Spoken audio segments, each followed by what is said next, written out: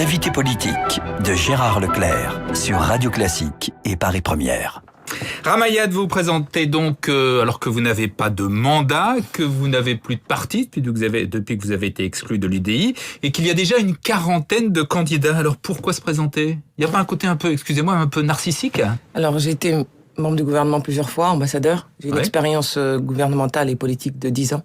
Ensuite, j'ai déjà eu des mandats locaux, conseillère municipale et conseillère régionale. Je crois savoir que M. François Hollande, avant d'être élu, n'avait jamais eu la moindre expérience gouvernementale. Contrairement à moi.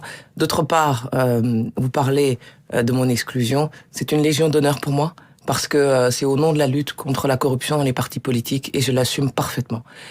Par ailleurs, rien dans notre Constitution n'oblige à être membre d'un parti politique. Au contraire, l'esprit de la Ve République, c'est de ne pas être l'incarnation d'un parti politique. Enfin, je suis entouré d'une coopérative politique regroupant plus de 50 000 sympathisants identifiés, avec 102 comités locaux répartis dans 102 comités départementaux, c'est-à-dire que j'ai des représentants dans chaque département de France pour animer la campagne présidentielle qui vient. Alors, vous avez dit vous-même que la présidentielle, c'est un terrain où on tire à balles. Il y a déjà beaucoup de moqueries. Il y a Jean-Louis Debré qui a dit, quand on lui a posé la question l'autre jour chez Ruquier, il a dit moi aussi je vais me présenter. Et quelques heures plus tard, monsieur Jean-Louis Debré, ancien donc président du Conseil constitutionnel depuis quelques jours, a été manifestement, d'après ce qu'en dit la presse, tenté de passer en force un barrage routier au nom de ses privilèges trop longtemps entretenu. Donc quand on donne des leçons ou quand on montre à l'arbre, il faut s'assurer d'avoir le derrière propre, n'est-ce pas ? Comme dit un proverbe africain. Voilà. Pourquoi vous avez refusé de participer aux primaires de la droite et du centre ? Vous citez souvent l'exemple de Ségolène Royal qui, dites-vous, a battu ces messieurs en cravate, mais elle était passée par les primaires. Pourquoi ne pas être allée aux primaires ? Alors, je vais vous dire, vous parliez tout à l'heure de moqueries. D'abord, elles sont relatives, sont celles du système. Or, je suis une candidate, effectivement, en dehors du système, et ça, je le revendique aussi comme une légion. Vous avez quand même participé au système, vous avez été... je vous l'ai dit, Vous avez été élu. J'ai commencé.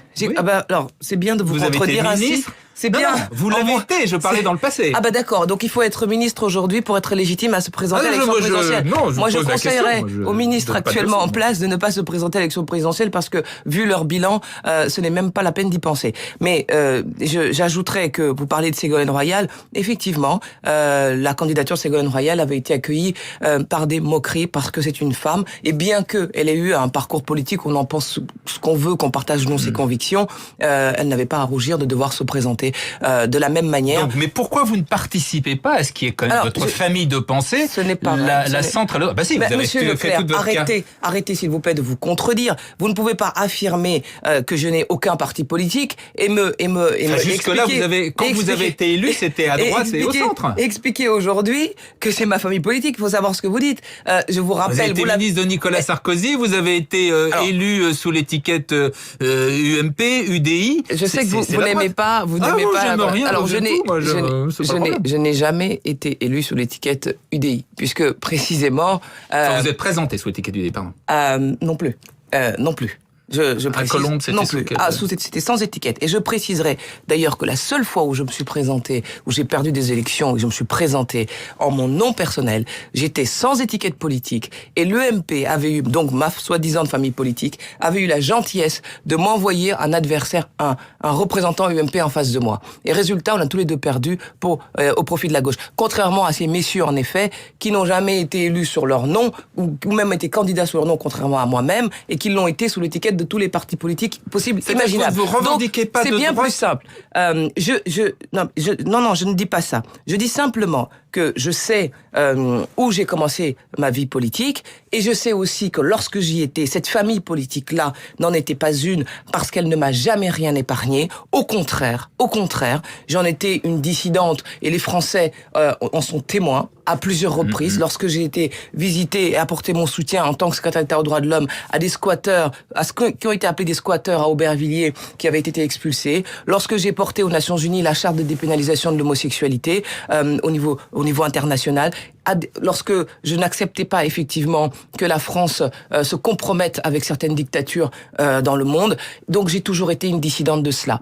Et j'ai pris des positions en conformité avec mes engagements. Je ne m'embarrassais pas des étiquettes. Mais cela n'empêche pas que, effectivement, j'ai été dans un gouvernement de Nicolas Sarkozy. J'ai été comme 53% des Français, de ceux qui l'ont soutenu en 2007. Je n'ai absolument pas honte de cela. Et je Mais le aujourd'hui, vous ne vous voilà. sentez pas spécialement de droite et du centre. Aujourd'hui, vous êtes ailleurs. Soyons dans les faits. Je ne suis pas affilié à un parti politique. Au contraire, j'en ai créé un qui s'appelle la France qui ose, avec de nouveaux partis et de nouveaux mouvements politiques et citoyens, parce que on ne veut plus rien avoir à faire avec des partis politiques discrédités. Et je peux vous dire que ce que j'ai vécu ces dernières années dans les partis politiques est en deçà de ce que les Français en pensent, tellement à l'intérieur le fonctionnement n'est pas démocratique et ne correspond pas aux aspirations des Français. Alors, justement. Donc, la France qui ose, c'est effectivement 5 mouvements, mais c'est un mouvement ouvert à tous les Français qui veulent en être membres.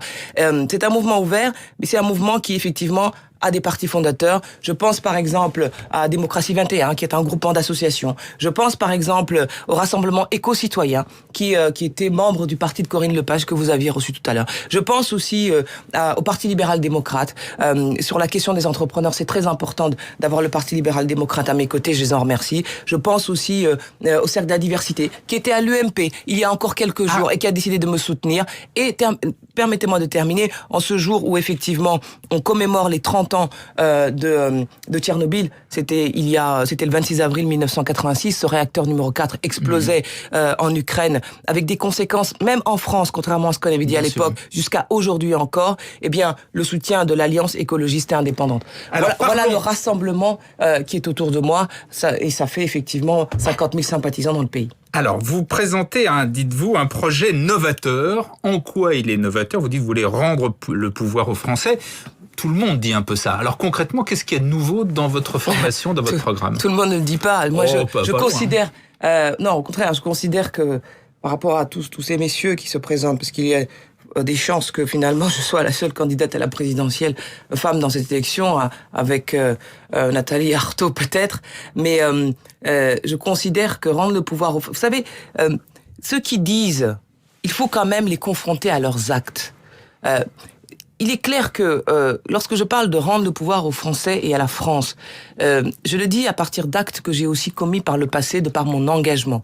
Et lorsque je dis que le recours, ce ne sont pas les candidats, ce ne sont pas les hommes et les femmes, mais c'est le peuple français, ça ne dit pas simplement, comme le font tous, qui affirment leur volonté de limiter le cumul des mandats, par exemple, dans le temps comme dans le nombre. Moi, je dis aussi, en plus de ça, qu'il faut redonner le pouvoir aux citoyens. Ça veut dire inscription sur les listes électorales de manière automatique, ce qui ne veut pas dire vote obligatoire, évidemment. Je respecte la liberté des hommes et des femmes. Ça veut dire non-éligibilité à vie pour les élus corrompus qui ont été condamnés pour des raisons financières. Ça veut dire aussi des pratiques référendaires qui sont beaucoup plus subtiles que le simple fait de poser une question oui ou non. Ça veut dire aussi des motions populaires. Ça veut dire que on ne peut pas continuer avec un étouffement démocratique tel que celui que nous vivons, une confiscation de tous les pouvoirs entre les mains de quelques-uns. D'accord. Alors tout ça, ça concerne la démocratie, c'est très intéressant. Mais par exemple, en termes de politique économie, en termes d'emploi, qui est la première préoccupation des Français, qu'est-ce que vous proposez? Alors, au-delà de créer ces nouveaux outils d'expression, effectivement, pour les Français, je pense qu'il est important dans notre pays qu'on entre dans une époque d'innovation économique. Tous les candidats sont des gestionnaires. Je pense que l'époque n'est plus à la mollesse, à la simple gestion, ou voire même à la lâcheté. Je pense qu'il faut réinventer la France. Je pense qu'il faut réenchanter la France en allant chercher les gisements d'emploi là où ils sont, plutôt que de se contenter de parler d'assurance chômage, de parler de dégressivité. Ils sont dans les énergies renouvelables. Ils sont même dans l'agriculture, avec l'agroécologie, qui effectivement est un gisement d'emploi important. Ils sont aussi dans les activités d'accompagnement, aux côtés des personnes en situation de handicap, des personnes âgées, qui sont des populations très nombreuses en France, de la petite enfance. Et lorsqu'on prend en compte toutes ces dimensions-là, on est capable en effet de créer de nouveaux emplois. C'est ce qui explique, par exemple, qu'ATD Quart Monde expérimente le territoire zéro chômage. On peut aussi, dans l'innovation, ne pas seulement se concentrer sur tous ces débats actuels, sur les 35 heures, sur le recul de départ de l'âge à la retraite. Ce sont des débats qui datent des années 90 et des années 2000. Quand même, on est rentré dans... Alors, c'est quoi les débats importants? Les débats importants, c'est la nouvelle économie. Les débats importants... Pardonnez-moi, ce n'est pas l'ubérisation, c'est l'économie collaborative, c'est l'économie du partage, c'est l'économie de l'innovation. Et dans ces métiers-là, vous avez des pluriactifs qui maintenant représentent 15% de la population active. Et ces pluriactifs, vous savez, ils combinent salariat et travail indépendant. Ça suppose donc de créer, plutôt que de cette loi El Khomri qui est encore une fois une loi passéiste, d'être sur les problématiques d'un statut de l'actif, par exemple. Alors, brièvement, parce qu'il reste plus beaucoup de temps, on dit que l'élection présidentielle se jouera beaucoup sur les questions identitaires. Alors, quelques mots sur ces questions-là, c'est-à-dire sur l'immigration, sur l'identité de façon générale, sur l'Europe. Alors au-delà effectivement de cette décentralisation citoyenne, dont je parle, il y a effectivement le fait de rendre le pouvoir à la France elle-même, parce que la France est une personnalité. Et je n'en peux plus. Et j'ai été secrétaire d'État aux Affaires étrangères. On se retire de l'Europe ? Non, j'ai dit que la France était une personnalité. On rend le pouvoir effectivement aux Français en les interrogeant, en les consultant sur l'entrée des nouveaux pays dans l'Europe, ce qu'on ne fait plus jamais depuis 2005, où on avait voté non à la Constitution et la Constitution est revenue par la fenêtre 3 ans plus tard. C'était scandaleux.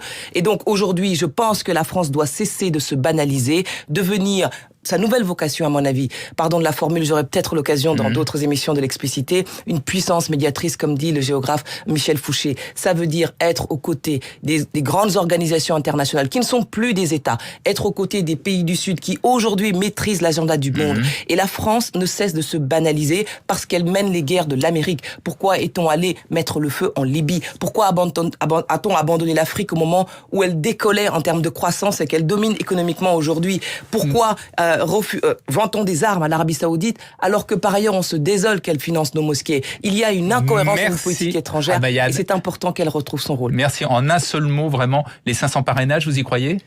Écoutez, je ne suis pas naïve. Je connais les chantages à la subvention et à l'investiture, mais comme je vous disais, j'ai une organisation au couteau sur le plan territorial et qui va aller chercher auprès des élus, les élus locaux, les uns après les autres. Merci Ramayad.